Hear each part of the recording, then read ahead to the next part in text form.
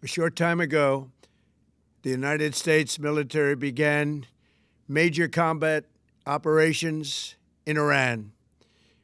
Our objective is to defend the American people by eliminating imminent threats from the Iranian regime, a vicious group of very hard, terrible people.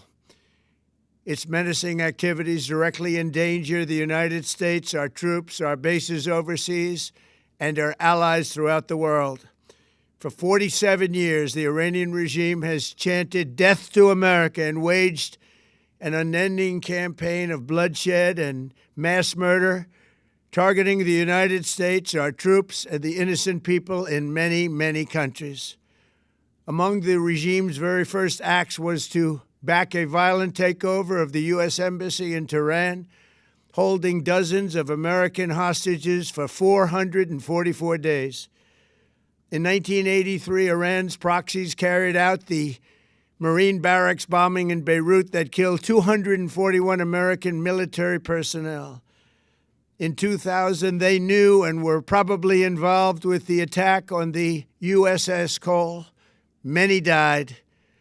Iranian forces killed and maimed hundreds of American service members in Iraq. The regime's proxies have continued to launch countless attacks against American forces stationed in the Middle East in recent years, as well as U.S. naval and commercial vessels and international shipping lanes.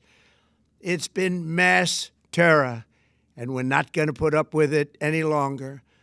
From Lebanon to Yemen and Syria to Iraq, the regime has armed, trained, and funded terrorist militias that have soaked the earth with blood and guts. And it was Iran's proxy, Hamas, that launched the monstrous October 7th attacks on Israel, slaughtering more than 1,000 innocent people, including 46 Americans, while taking 12 of our citizens hostage. It was brutal, something like the world has never seen before.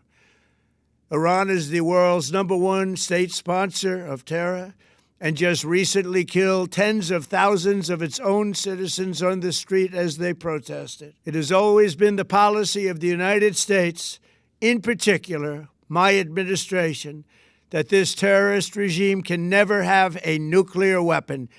I'll say it again, they can never have a nuclear weapon. That is why in Operation Midnight Hammer last June, we obliterated the regime's nuclear program at Fordow, Natanz, and Isfahan. After that attack, we warned them never to resume their malicious pursuit of nuclear weapons, and we sought repeatedly to make a deal. We tried. They wanted to do it. They didn't want to do it. Again, they wanted to do it. They didn't want to do it. They didn't know what was happening. They just wanted to practice evil. But Iran refused, just as it has for decades and decades. They've rejected every opportunity to renounce their nuclear ambitions, and we can't take it anymore.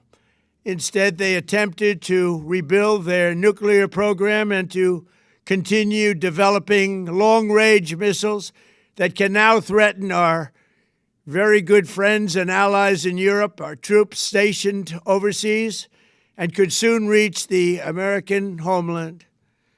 Just imagine how emboldened this regime would be if they ever had and actually were armed with nuclear weapons as a means to deliver their message.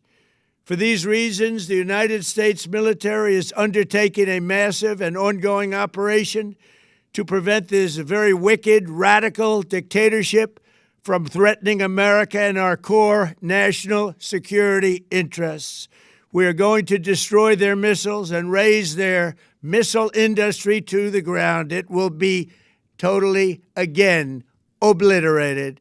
We're going to annihilate their Navy. We're going to ensure that the region's terrorist proxies can no longer destabilize the region or the world and attack our forces and no longer use their IEDs or roadside bombs, as they are sometimes called, to so gravely wound and kill thousands and thousands of people, including many Americans.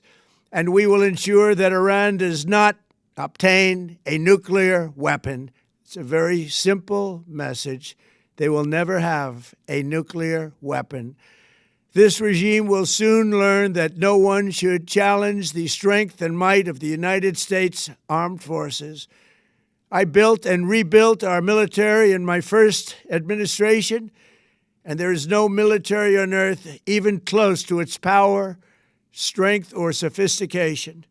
My administration has taken every possible step to minimize the risk to U.S. personnel in the region. Even so, and I do not make this statement lightly, the Iranian regime seeks to kill. The lives of courageous American heroes may be lost, and we may have casualties.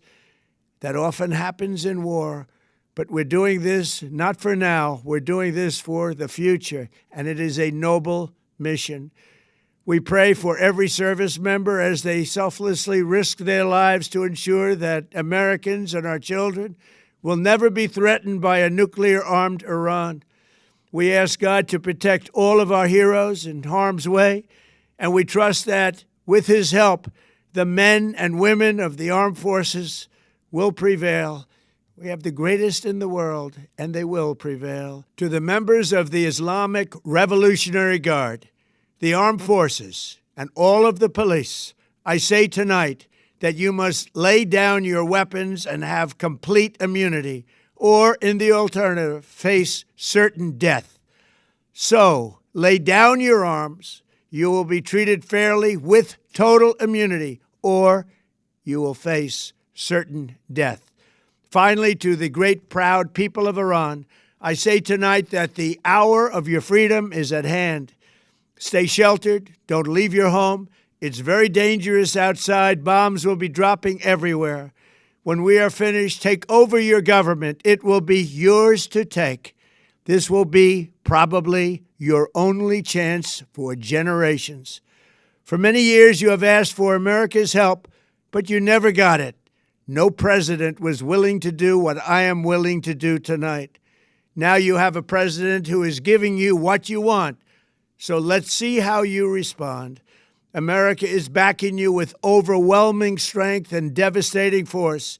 Now is the time to seize control of your destiny and to unleash the prosperous and glorious future that is close within your reach. This is the moment for action. Do not let it pass. May God bless the brave men and women of America's armed forces.